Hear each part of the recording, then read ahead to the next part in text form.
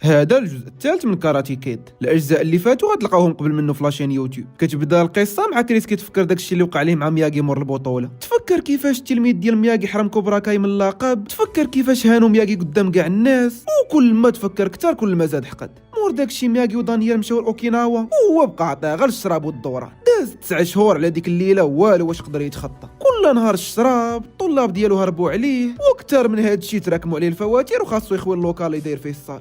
رجع هاد النهار جمع حوايجو وتحرك نيشان للدار ديال صاحبو سيلفر، وصل لقاه كيخلط في واحد الجوج. هاك شد لقى من الطريقه اللي تيقاتل بها غيبان بلي حتى هو مقاتل واعر. شاف كريس جاي زورو بغا يطير بالفرحه، مشى كيجري سلم عليه، بداو كيديو يجيبو في الهضره. وهنا غنعرفوا بلي دوزو بزاف بجوج الايام ديال العسكر، وملي سالاو ورجعو سيلفر هو اللي عاونو يفتح كوبرا كاي. سولو كي غادا المدرسه، قال ليه جيت على قبلها. مور داكشي اللي وقع في البطوله ما بقى كيجي عندي حتى شي تلميذ، داكشي علاش قررت نسدها. سيلفر كان ظريف معاه بزاف، بدا كيشجعو كيقول ليه كاع الاعمال مره كيكونوا مزيانين ومره عيانين وخاصو غير يصبر، ولكن وال كريس صافي قنط وما بقاش قادر يزيد نهار واحد في هاد البلاصه. سيلفر شافو مصر قرر يصيفطو يرتاح شويه ويتكلف هو بكوبرا كاي حتى يرجع. كريس وافق، وديك الساعه قطع ليه بيه وخدها للمطار، وعدو ينتقم ليه من مياغي ورجع الكوبرا كاي الهيبه ديالها، وودعو وتحرك.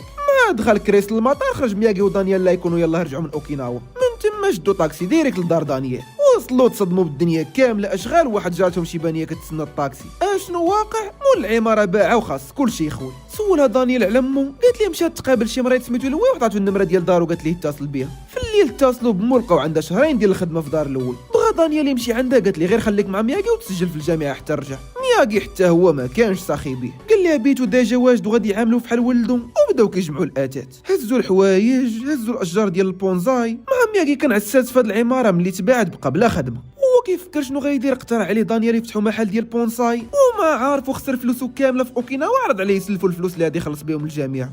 مياغي بطبيعه الحال غادي يرفض ياخذ فلوس دانيال يفتح بهم محل. عيا دانيال يلح عليه، قال لي اصلا باغي يرتاح هاد العام قبل ما يكمل، وملي شافو رافض قرر يتصرف بوحدو. مع طلع الصباح قصد الشركه ديال العقارات يقلب لي على شي محل، في نفس الوقت يكون سيلفر كيخطط للانتقام منهم. اتصل بكريس يسول فيه، لقاه وصل الجزيره اللي صيفطوا ليها. ترى واحد تمريحه معلم، قال لي غير ارتاح ليا مع راسك وانا غادي نتكلف بهاد الجوج. سولو واش عنده شي خطه، قال لي داك دانيال ملي غنسالي منه غيولي يطلبني باش نولي المعلم ديالو، وديك الساعه غنضرب مو بواحد الكروشي، غندقدق لمو الحياه ديالو وغيعرف شكون هو البيضاوي. ها هو مياغي ما نحتاج ندير ليه والو، غير يشوف التلميذ ديالو كيتعذب كافي باش يتعذب حتى هو.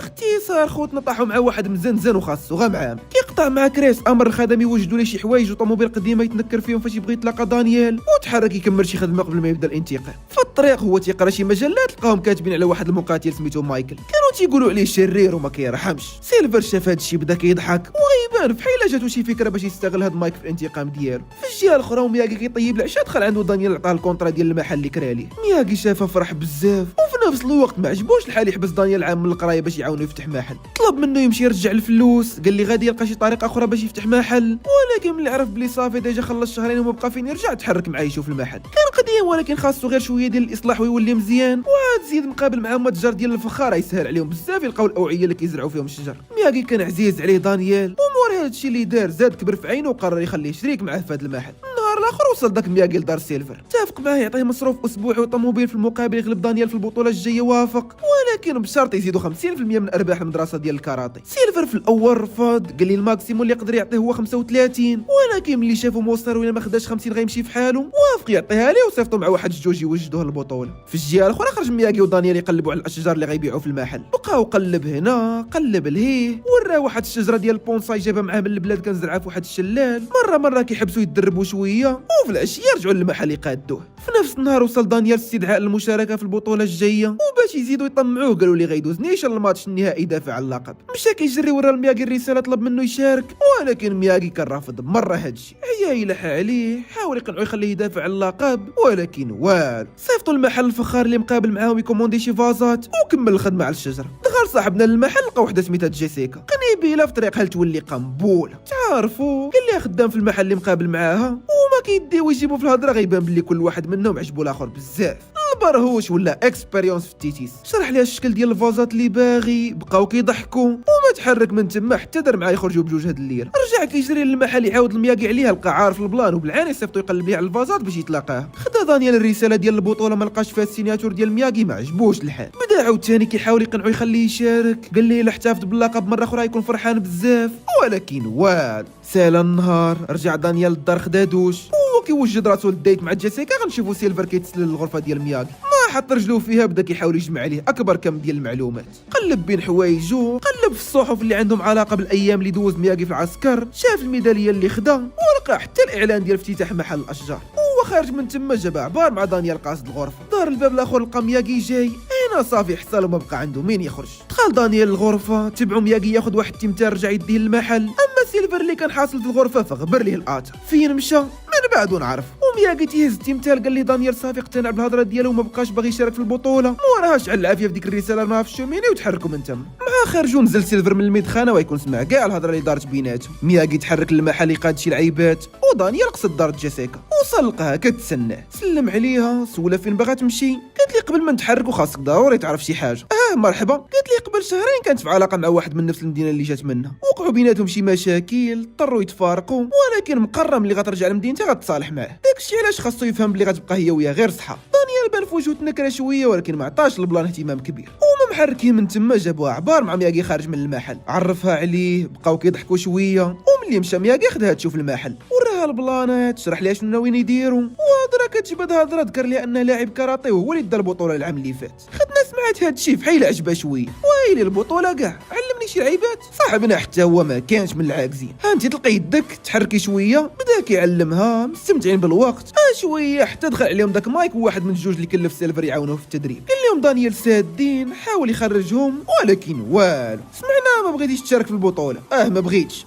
سيدي غتشارك صح عليك. بدا كيتناقر معاهم، دفعوا مايكل بالورقه ديال البطوله، قال لي سينيها. شدها دانيال دفعوا، قال ليه ما مسينيش. ويلا غير كبتوها، دخل خونا اللي مع مايكل فكهم. مور هاد البلان هدد دانيال يسيني ولا ما غاديش يعجبو داكشي اللي جاي، وتحركوا من تما. سالات الليله والنهار الاخر ودانيال كيتدرب مع مياغي فحال ديما. دخل عليهم سيلفر، كان ضارب واحد السروال قديم، جاكيت عاديه. باختصار الا شفتيه ما تقولش هو سيلفر اللي عنده ديك الفلوس كامله. دار السي مياغي هادي ياك؟ هي هادي. سميتي سيلفر والمعلم ديالي كيم من كوريا الشماليه. دربت عنده انا وكريس، وملي سمع داكشي اللي دار لكم صيفطني نعتذر منكم. كنت جاي على اساس نرجع لكريس عقله ونجيبو حتى هو يعتذر، ولكن وصلت لقيت مشى الحال بزاف. مشى الحال؟ كيفاش مشى الحال؟ مور ما غلبتو كريس في البطوله وخسر الصال ديالو، ما قدرش يصبر للضغط وسالت حياته بسكته قلبيه. مياغي ودانيال بالرغم من كاع داكشي اللي وقع بينهم وبينو سمعوا خبر موته وبقى فيهم الحال بزاف. قال لي مياغي قبل الاعتذار واللي فات مات، وباش سيلفر يدير بلاصتو ويخليهم يثيقوا فيه بدا كيهضر لمياغي على ايام الكيره. جبد لي شي معارك قراهم في الوراق اللي لقى فاش تسلل للدار. قال لي عنده ميداليه ديال الشرف باش يوهموا ان حتى هو كان مقاتل في حاله. باختصار ما تحرك من تما حتى وهمهم انه شخص طيب وباغي الخير للناس. في الليل ودانيال في المحل جابت ليه جيسيكا العشاء، حطات داكشي، بداو كيقصيو وهي كتوريه الفاز اللي قال لها تصايب ليهم. دخل مايكل واللي معاه. هاد المره كانوا عواين على خزيت. ما بغيتيش تشارك بالخاطر؟ ايوا غتشارك صح. بدا واحد كيخرب، الاخرين مطلعين عليهم. حاول دانيال يتفاهم معاهم بلاتي هي احسن، ما بغاوش كبتها ما حبوا. شد لقى شاف الاول طيحوا، جيسيكا غفلات الثاني ضربات مو بالفاز، ولكن مايكل كان فايتهم بزاف. دار عليها بركله طيحها وقصد دانيال. بداو دقه فيا دقه فيك، ولكن ما داش بزاف ديال الوقت حتى تقلب عليه. جا فيه بركله للكرش، عاودوا بالثانيه، نقز عليه خشاف الماتيريال. حساب لك مور هادشي غيرحمو وتقول. نوضوا عاودوا بكروشي اخر للكرش. هو كيبزز عليه سنين المشاركه في البطوله. دخل مياغي، لا حبيب شيبه عاصي، شير عليه الاول بكروشي، هزوه حتى السما، ضربوا مع الارض وداز المايك. بدا مايكل كيشير عليه، هو كيطاكي طاكا الضربات ديالو كاملين، وجا فيه بركله المسعوده لاحو برا. مايكل وصحابو شافوا قوه منهم، تلاحوا في الطوموبيل، هدوا دانيال فحال ديما وعلقوا من تما. مور هادشي عاون دانيال جيسيكا وقفات وصلوها للدار، وتحركوا مياغي لدارهم.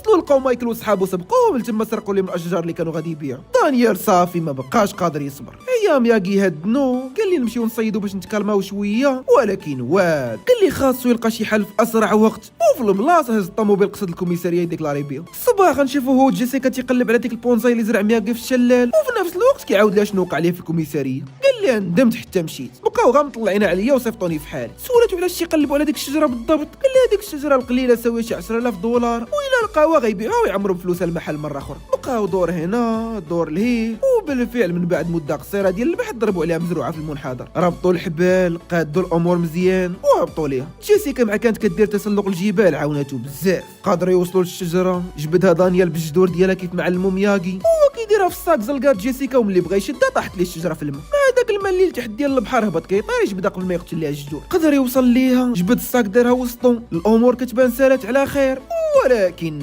تمشي الرياح بما لا تشتهي السفن، وما غادي يطلعوا في الحبال غير حتى تجروا. وملي هزوا راسهم لقاو مايكل وصحابه واقفين الفوق. ويا حميد ولا يحطك في شي موقف بحال هذا عندك وحده في الجوج، يا اما غتسيني على الورقه ديال المشاركه ولا غتكملوا حياتكم كامله في هاد البلاصه. صاحبنا شاف راسو حصل ومصيرو بين يديهم موافق، لاحوا ليه الورقه سينا عليها. ديك الساعه هبطوا لهم الحبال بداو كيجروه. قدروا يطلعوهم، عطاهم الورقه اللي سينا فيها، ولكن مايكل وصحابه ما كفاهمش هادشي. راه الشجره شنو هو الشجره ودابا غتطلقها ولا نطلق انا. دانيال شافهم غيصفيوها لجيسيكا عطاهم الشجره، خدا من عنده مايكل هرسها وخلاهم تما كيتقاتلوا وعلقوا. مايكل مور هادشي صافي حقد على حبه، ما طلع من تما خدا الشجره وشد عفطه وحده عند مياغي. بدا كيبكي كيطلب منه السماح يتخلاهم هرسوها. مياغي كان رجل عقلاني دغيا تفهم البلان وخدا الشجره دارها في فاز يحاول يصلح لها الجذور ديالها. قال لي دانيال سينا الورقه ديال المشاركه وطلب منه يدربهم، ولكن مياغي مازال مقصح راسه. قال لي انا مستعد ندربك على اي حاجه ونعاونك في اي حاجه الا البطوله. دانيال ملي رفض مياغي يدرب وقرر يدرب بوحده، والصباح خرج يجري هو وجيسيكا. سيلفر ما ضيعش هاد الفرصه وما كيدربوا حتى وقف عليهم، وطلع حرام كان دارس كلشي. اهلا دانيال، شفتك تدرب بوحدك في المعلم. ما شرح لي دانيال انه رافض يدربوا البطوله، بدا كيحاول يستغل هادشي باش يقلبوا عليه. رفض، حشومه عليه وما خاصوش يدير هادشي، ولكن ما تخافش انا غادي ندوز لك واحد الكتاب غادي يعاونك في التدريب. شكروا دانيال على المساعده وتحرك يكمل يجري مع جيسيكا. في العشيه هو كيتدرب في الجرده ديال الدار دخل عليه مايكل عاوتاني. عيا دانيال يحاول يقنعو يخرج، قال لي صافي اتفقوا يتقاتلوا في الكومبا علاش مازال تابعوا، ولكن مايكل كان جاي لهنا معول على خزيت. ما تقاد معاه كبتوه، ها شد لقى رفع عليك دانيال بواحد النص، حط ليه رجله في عنقه هو متبتو دخل سيلفر. بعد من الاول ولا ما بغيتش نبعد منه، راق باق زرب على مايكل جرى عليه من تما، وغيطلع هذا البلان كامل غير تمثيل باش يتقرب من دانيال. سولو كيف بقى، عطاه داك الكتاب اللي قال لي غيجيب ليه، وعرض عليه يعلمو شي حركات باش يدافع على راسه. دانيال رفض مياغي يدربو، ما بقاش عنده حل غير يقبل، وبالفعل ديك الساعه بداو التدريب. وراه واحد الضربه بالرجل بقى كيعاودها معاه، كيعاملو مزيان باش يخليه يثيق فيه. وملي سالا وقال لي بلي غيعاود يفتح كوبرا كاي وعرض عليه يجي يدرب عنده. دانيال في الاول في حيله تردد شويه، ولكن ملي وهموا انه غادي يصلحها وما غاداش تبقى كيف ما كانت مع كريس وعدو يفكر في البلان. في العشيه مياغي ياخذ لي فاز من عند جيسيكا، وقف عليه دانيال طلب منه يشرح لي واحد الحركه قراها في الكتاب اللي عطاه سيلفر. مياغي ما عارفو كيوجد البطوله رفض يوريه. هنا صافي ما بقى عنده حتى شي حل من غير يقبل العرض ديال سيلفر، وبالفعل ديك الساعه تحرك عنده الكوبرا كاي وصل لقاه كيدرب على شي حركات. سولو واش فكر في البلان، قال لي فكرت وقررت من اليوم ندرب عندك حتى تفوت البطوله. سيلفر اخيرا وصل داك الشيء اللي كان تيقلب عليه، جبد ليه لبسه ملي كيضربوا التلام ديال كوبرا كاي وبدا كيعلم. قال لي ما بقاش بزاف ديال الوقت البطوله، داك الشيء علاش غادي نضطر نضغط عليك شويه. الاسلوب ديالي كيعتمد على 3 المبادئ اساسيه. اول وحده، الا ما قدرش الخصم ديالك يوقف ما غاديش يقدر يقاتل. داك الشيء علاش اول حاجه غتعلم هي تطيح الخصم. قادو مع واحد الجهاز عامر بالخشب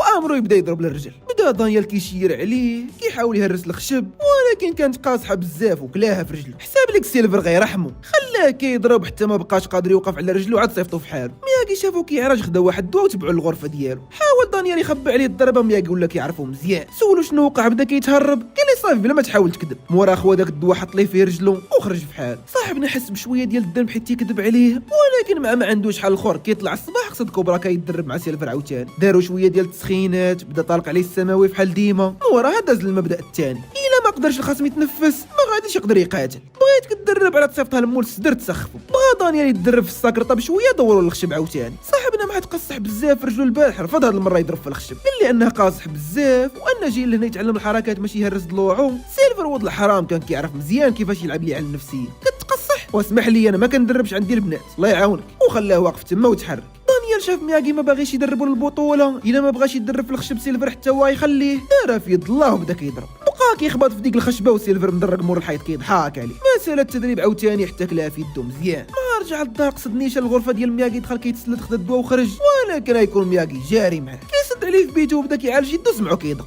دانيال بالدوخه قلب الدواء في الارض، هز البانيو بالزربه خبعو وسط الحوايج وقصد نيشان الباب بدا كيغوت على مياغي. اشنو بغيتي علاش كدق؟ صافي ما بغيتيش تدربني على الاقل خليني في راحتي. باختصار سمعوا الهضره مزيان وسد ليه الباب في وجهه. مياغي بالرغم من هادشي كامل ما كانش كيدي عليه، تيقول دري صغير دابا يدير عقله. سالات الليله ومع فاق الصباح قصد كوبرا كاي عاوتاني. اليوم غيتدرب على المبدا الثالث، الا ما قدرش الخصم ديالك يشوفك ما غاديش يقدر يقاتلك. داكشي علاش هاد المره بغيتك تدرب على ضرب الخصم للنيف باش تبزز عليه يسد عينيه. بغاو عاوتاني يتدرب في الصاك، شد ليه يده ودور عند الخشب، سير ضرب جبد في الصوره ديال الخصم، عطيه لمو. بقى دانيال عاوتاني كيضرب ما وقف حتى بدات يدو كتنزف. وفي هاد الوقيته غيكون سيلفر فرحان حيت خلى يدو كتنزف كيف ما وقع لكريس ديك الليله. هاد النهار كان اخر يوم لجيسيكا في هاد المدينه. مع سير دانيال التدريب مشى دوش بدل حوايجو ودار مورا قصدو واحد الحفله. وما داخلين غنشوفوا سيلفر مخبع تما كيحطوا رجالهم قصد واحد دبر عليه قال ليه يمشي بالسرعه لجيسيكا وتحرك لعندهم. سلم على دانيال بحال تلاقى غير بالصدفه ومازال كيسولو اش كيديروا هنا. بدا خونا اللي دبر عليك بالسرعه لجيسيكا وفين الزين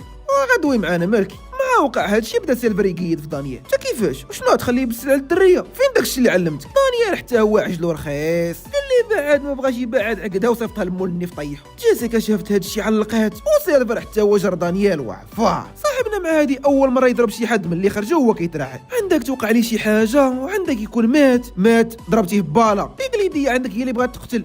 مع الخلعه رجع كيطير للدار بدا كيتصل بالسبيطارات يسول عليه. اتصل بهذا اتصل بالاخر والو حتى شي سبيطار ما عطاه الخبر. سولو مياغي اش واقع لقى خاصو غير على من يشكي. عاود ليه كاع داكشي اللي وقع قال ليه الضرب اللي كانوا في يدو في رجلو بسبب التدريب مع سيلفر. هو تيقول ليه هادشي بدا كيفكر شويه لقى بلي من النهار بدا كيتدرب عنده هو في المشاكل وفي البلاصه قصد كوبرا كيقول ليه ما بقاش باغي يشارك في البطوله. وصل لقاه جالس في الصال. خونا صافي ما بقيتش باغي نشارك في البطوله. شنو هو ما بقيتيش باغي تشارك؟ واش حساب ليك دخل الحمام بحال خروجو؟ ما بغيتيش تشارك نغوت ليه يخلع عشتك هنا. وقبل حتى ما يسولوا دانيال على من غادي يغوت خرج مايك. صافي في هاد اللحظه فهم كلشي. بدا رجع اللور دار شد بجريه في اتجاه الباب ولكن قبل ما يوصل ليه خرج ليه كريس. دانيال في هاد اللحظه برد ليه الماء في ركابي. شدوا مايكل ضربوا مع الحيط وبدا عليه بالكروشيات. هادي تنفع هادي تضر وسيلفر وكريس يكون عاجبهم الحال. غفل دانيال مايكل علق ليه امره يتبعه وما مسنينو يجيبوا يسلخوا عاوتاني. تلاح مايكل ودخل مياغي صياد النعامه يلقاها هاجم عليه مايكل ضرب مع الحيط وتقابل مع كريس. ترى قلت ليك شيبه عاصيه. شير عليه كريس بكروشي خواليه ركبه للكرش كود للظهر وداز لسيلفر. زيد مورا نوب.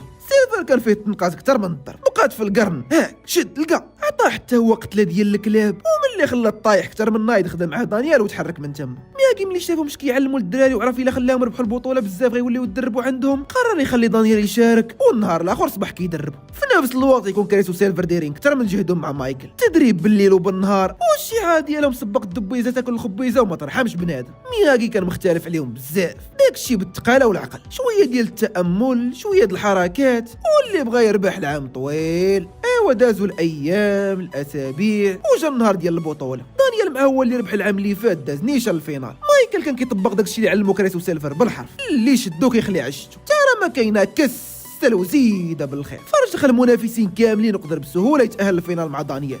دانيال شاف كيفاش كيقاتل دخل مدهشر. قبل ما يطلع مايكل للرينغ وسط سيلفر وكريس يحاول يخليه يتألم مزيان عاد يحسب الكومبو. تقابلوا سرد عليهم الحكم القوانين وما عطاهم البدايه. بدا مايكل كيسلخ في دانيال كروشيات تركل. دانيال مع الخلعه ما كانش قادر حتى يطاقي. مايكل كيدخل ليه هو غير كيتوجه وباش يطول الماتش ويخليه يتألم كيف ما قال لي سيلفر كان كيسجل نقطه وكيخرق القانون باش يخليهم يحيدوها ليه. فقد دانيال التركيز ومايكل ما رحموش. ضغمرو مزيان وكان غادي يصفى يكون مساله الوقت ديال الكومبو. مع مايكل كان كيسجل النقاط ويعاود يخسرهم. سالاو تعادل والجوله الجايه تكون هي الحاسمه. اللي سجل نقطه وحده غيربح الكومبا كامله. ودانيال خايف وكيتألم وقف عليه مياغي. بدا كيشجعوه فكروا في كاع دوك التمارين ديال التامل اللي كانوا كيديروا بجوج. باختصار ما جات فين تسالي الاستراحه حتى خلاه يتكلم ويسترجع الثقه في نفسه مره اخرى. ما عطاو شارات البدايه عاوتاني بدا كيستعمل ديك الكاطا اللي كان علمو مياغي. مايكل شاف داك الشيء دهشر بدا كيدور بيه خايف يقرب. سيلفر كيضغط عليه باش يهجم. تخلطوا عليه العرار مهجم مشتت هو يشدو دانيال. قلت ليك هز الفقيرات مو حتى للسما ضربوا مع الارض وعاودوا للكرش. سجل نقطه بهذا الشيء ربح الكومبا